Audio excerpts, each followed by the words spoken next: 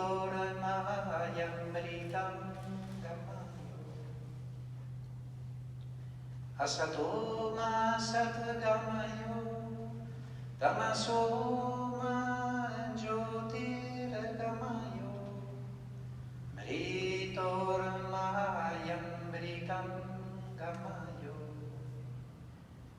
Condúcenos de lo irreal a lo real, condúcenos de las tinieblas a la luz, condúcenos de la muerte a la inmortalidad.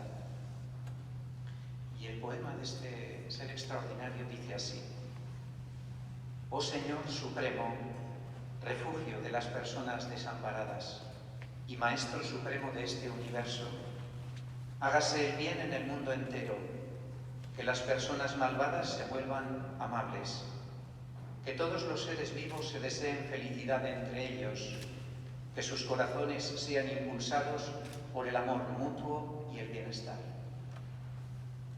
Y que nuestros corazones se vuelvan de forma desinteresada y sin esfuerzo alguno hacia tus sagrados pies. Oh Señor Supremo, ante ti que eres perfecta pureza, que eres la encarnación del poder infinito, que eres la fuente inagotable del eterno conocimiento, de la dicha ilimitada, de la luz y el amor incólumes. Nos postramos ante ti con profundo amor y reverencia miles y miles de veces. Oh Señor de los señores, que eres a la vez inmanente y trascendente, y uno sin segundo, permite que tomemos refugio en ti. Te rogamos que nos hagas tuyos y tuyas. Llévanos cada vez más cerca de ti. Danos entera protección bajo tu benigna mano. Señor de todos los mundos, te pertenecemos de todo corazón, te pertenecemos. Lo que sea que seamos, te pertenecemos. Quien sea que seamos, tomamos refugio en ti.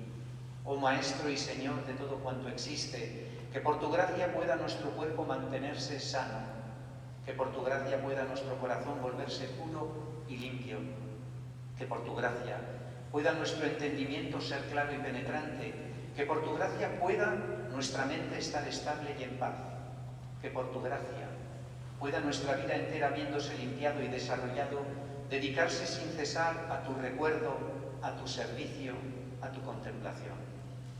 Oh misericordioso, danos fuerza para buscarte y verte, danos fuerza para buscarnos y vernos, danos fuerza para que podamos ver la verdad y vivir en la verdad.